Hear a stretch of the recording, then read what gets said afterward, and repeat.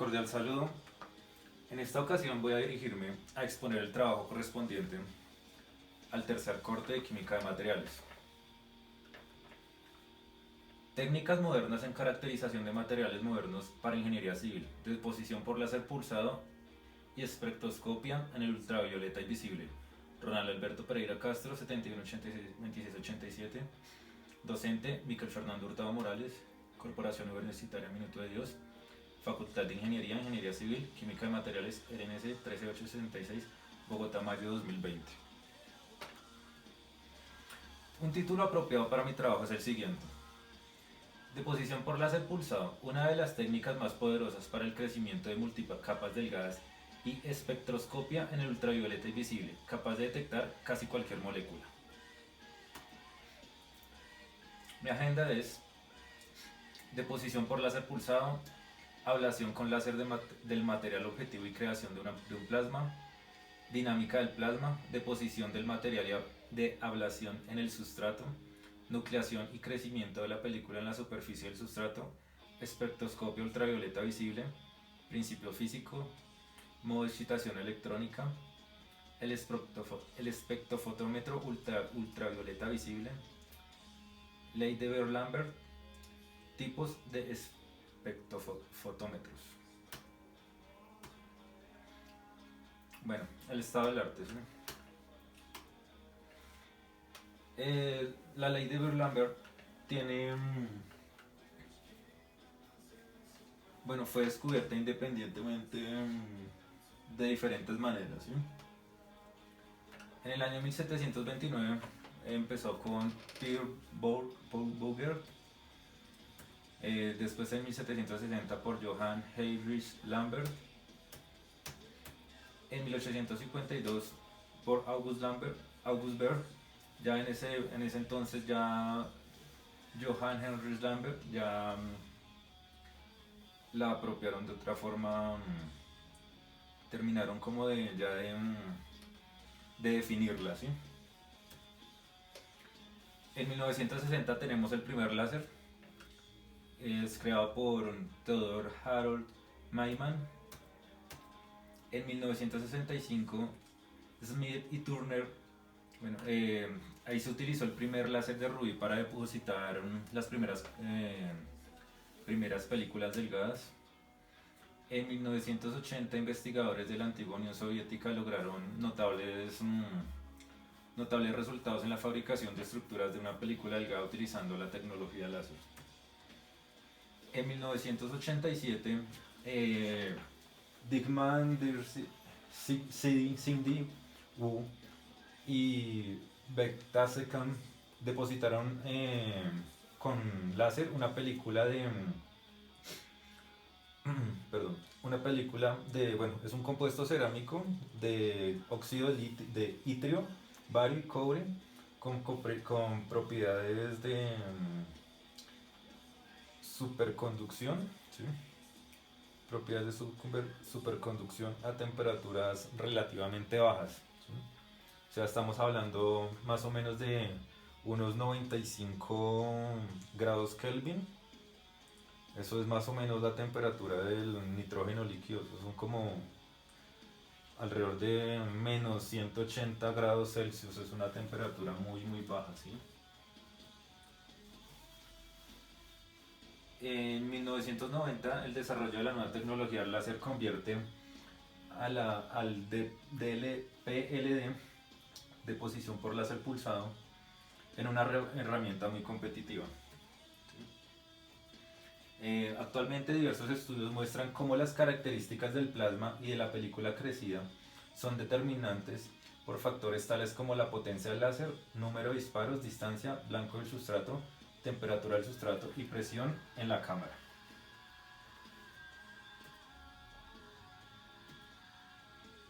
Descripción de las técnicas. La deposición es el proceso termodinámico en el cual un gas se transforma en un sólido. El láser es un dispositivo que utiliza un efecto de la mecánica cuántica, la cual tiene una emisión inducida o estimulada para generar un haz de luz coherente tanto espacial como temporal. La nucleación es la formación de multímetros que son intermediarios en los procesos de polimerización. ¿Sí? Bueno, tenemos un ejemplo, la nucleación heterogénea de dióxido de carbono en agua carbonatada. La rugosidad del metal induce a la formación de burbujas y el ángulo de mojado es muy grande. Bueno, ahí lo podemos observar, los anillos y las burbujas. La espectroscopia es el estudio de la interacción entre la radiación electromagnética y la materia, con absorción y emisión de energía radiante. La ablación es la eliminación o destrucción de material de un objeto por vaporización. Película.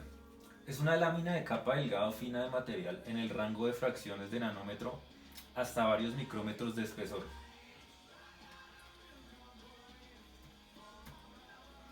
Bueno, instrumentación. Equipamiento. Dentro de esta primera parte podemos ver un reactor de vacío, el láser ultravioleta, y además de esto necesitamos unos accesorios que nos permitan controlar la temperatura, presión y otras condiciones. O sea, igual es programada y de esa forma funciona. Bueno, la ablación con láser del material objetivo y creación de un plasma. La ablación del material objetivo tras la irradiación con láser y la creación del plasma son procesos muy complejos. La eliminación de átomos del material a granel se realiza mediante la vaporización del volumen en la región de la superficie en un estado de no equilibrio. En esto, el pulso láser penetra en la superficie del material dentro de la profundidad de penetración. Esta dimensión depende de la longitud de onda del láser y del índice de refracción del material objetivo en la longitud de onda del láser aplicado, y por lo general está en una región de 10 nanómetros para la mayoría de los materiales.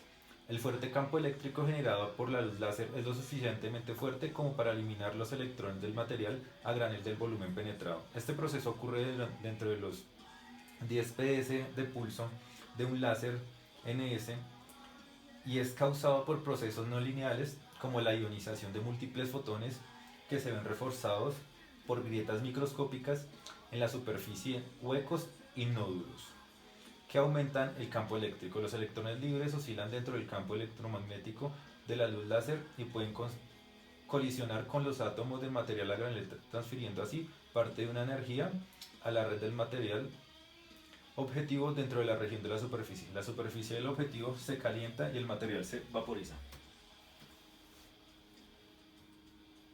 Dinámica del plasma. En la segunda etapa el material se expande en un plasma paralelo al vector normal de la superficie objetivo hacia el sustrato debido a la repulsión y retroceso de Coulomb dentro de la superficie objetivo. La distribución espacial del penacho depende de la presión del fondo dentro de la cámara de deposición por láser pulsado. La densidad del penacho se puede describir mediante la ley de coseno de X con una forma similar a una curva gaussiana. La dependencia de la forma del penacho con la presión se puede describir en 3 etapas. La etapa de vacío, donde el penacho es muy estrecho y dirigido hacia adelante, casi no se produce dispersión en los gases del fondo. La región intermedia, donde se puede observar la división de los iones de alta energía de las especies menos energéticas. Los datos del tiempo del vuelo TOF se pueden ajustar a un modelo de onda de choque. Sin embargo, otros modelos también podrían ser posibles. Región de alta presión, donde encontramos una expansión más similar a la difusión del material ablacionado. Naturalmente, esta dispersión también depende de la masa del gas de fondo y puede influir en la estequiometría de la película depositada. Bueno, algo para tener en cuenta en la dinámica del plasma, ¿sí?, es que la consecuencia más importante de aumentar la presión de fondo en la desaceleración de las especies de alta energía en el penacho del plasma en expansión, se ha demostrado que las partículas con energía cinética alrededor de 50 eV pueden alterar la película ya depositada en el sustrato. Esto da como resultado una tasa de deposición más baja y además puede dar como un resultado un cambio en la estequiometría de la película.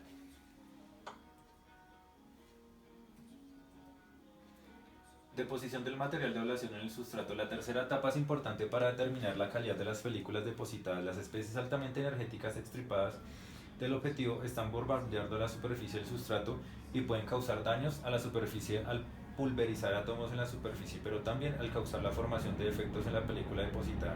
Las especies pulverizadas del sustrato y las partículas emitidas por el objetivo forman una región de colisión que sirve como fuente de condensación de partículas.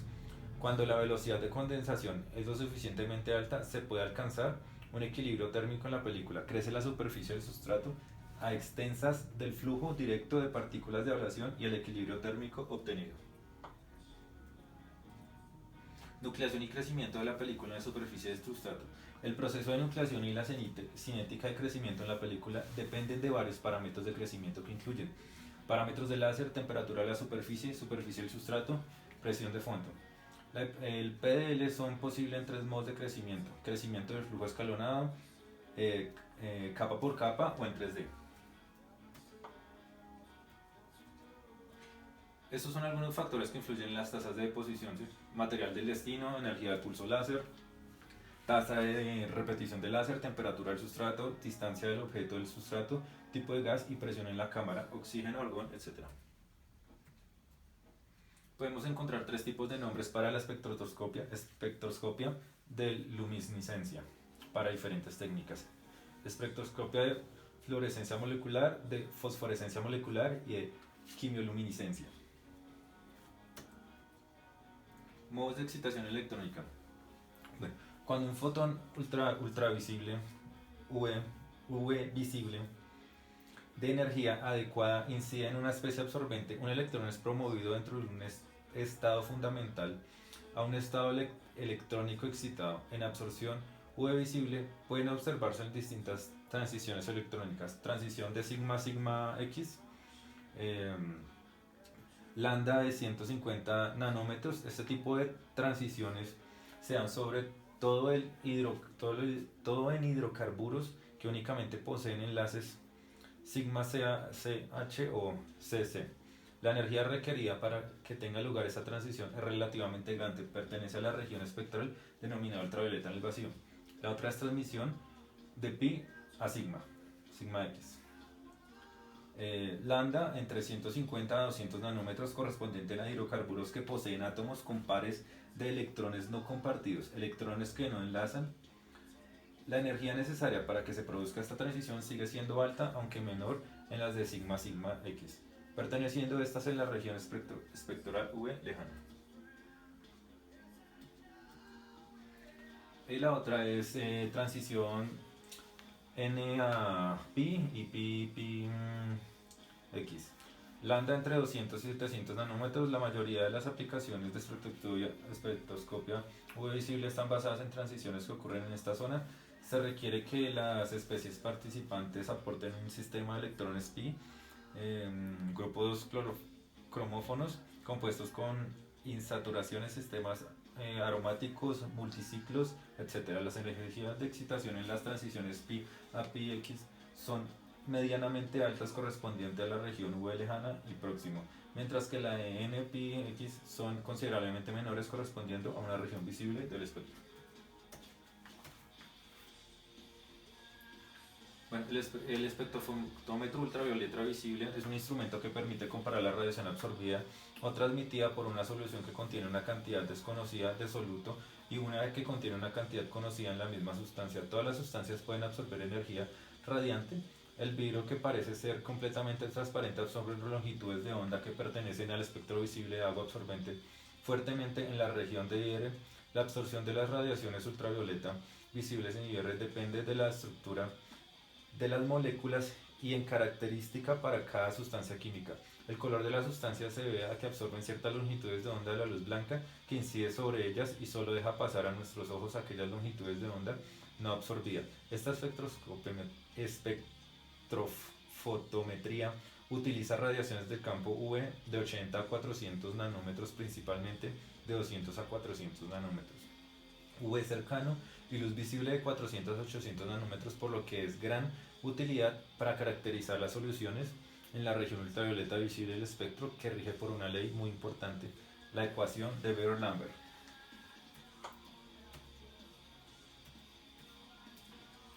Em, la ley de Beer-Lambert, bueno, no debemos confundirla con la ley de Lambert, ¿sí?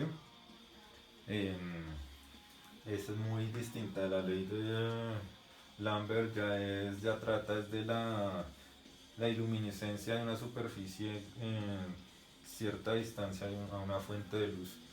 Acá vamos a hablar de la ley de Beer-Lambert, ¿sí? De Beer-Lambert. Bueno, como comentaba desde un principio en la línea del tiempo, ¿sí? Fue descubierta independientemente pues, de diferentes maneras, ¿sí? Bueno, dice que también se conoce como la ley de Beer-Lambert-Burger y fue descubierta de formas diferentes e independientes en diferentes tiempos, ¿sí? En primer lugar, un matemático y astrónomo francés, Pierre Bouguer, en 1929, luego por el filósofo y matemático alemán Johann Heinrich Lambert en 1760 y por último el físico y matemático también alemán August Berg en el año de 1852. Se puede decir que esta ley se trata de un medio o método matemático el cual es utilizado para expresar de qué modo la materia absorbe la luz en óptica rama de la filosofía que se encarga del estudio de la luz. La ley de Beer afirma que la totalidad de la luz se emana en una muestra que puede disminuir debido a tres fenómenos de la física que serán los siguientes. El primero es el número de materiales de absorción en su trayectoria, lo cual se denomina concentración. La 2 es la distancia de la luz debe atravesar a través de la muestra, denominados en este fenómeno distancia de trayecto óptico. La tercera son las probabilidades que hay en el fotón de una amplitud particular de onda puede absorberse por el material. Esto es absorbencia o también coeficiente de extinción. La relación anterior puede ser expresada de la siguiente manera. Esta es la ecuación de Beer-Lambert, ¿sí? Tenemos dos, la que es para líquidos, para gases. Aquí pues, está explicada la ecuación, cada terminología que se refiere. Bueno, no me voy a extender en esta parte.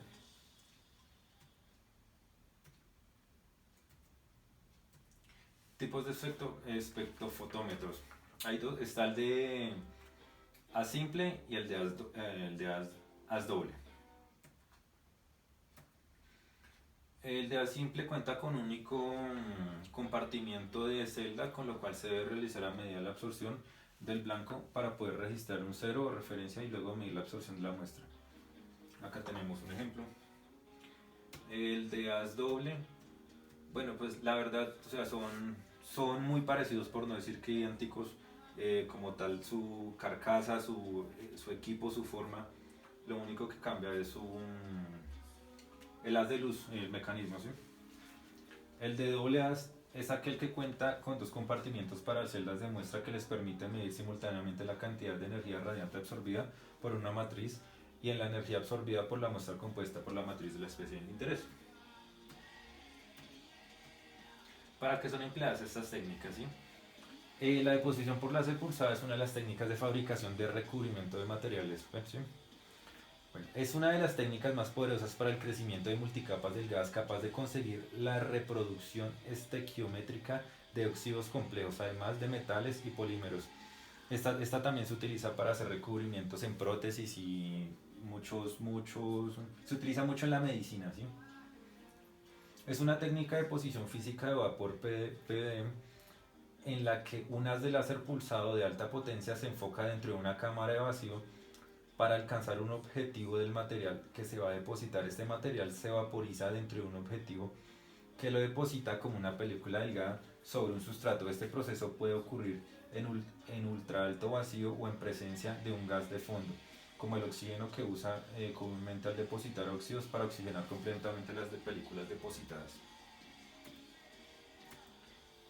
La espectroscopia ultravisible, bueno, se utiliza para identificar algunos grupos funcionales de moléculas y además para determinar el contenido y fuerza de una sustancia. Se utiliza de manera general en la determinación cuantitativa de los componentes de soluciones de iones de metales de transición y compuestos orgánicos altamente conjugados. Se utiliza extensivamente en laboratorios de química y bioquímica para determinar pequeñas cantidades de ciertas sustancias como las trazas de metales y aleaciones o la concentración de cierto medicamento que puede llegar a ciertas partes del cuerpo.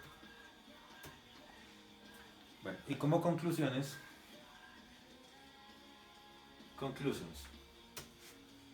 LASEK technologies allow us to provide a very adherent coating with good control of the compositions and the triggers of pairs of any type of material. With the development of new technologies, different techniques have been reported, so that they are more competitive in the continuous advance that humanity is having. With the help of research, it has been possible to find out properties of new materials that could make humans rebuild what they have destroyed due to the lack of use of biodegradable materials. These techniques discovered and improved in recent years have revolutionized different scientific disciplines, and with the use the different resolutions and have been possible to achieve sustainable population development. Bueno, espero haya servido de algo en la exposición, nos haya ampliado un poco la visión y la mente en materiales nuevos, en todo esto que está tan enfocado, tan direccionado hacia un futuro y como lo digo ahí, en las facilidades para nosotros como seres humanos, para aplicarlos con otros materiales y se nos haga la vida más fácil, ¿sí? Muchas gracias y que estén muy bien.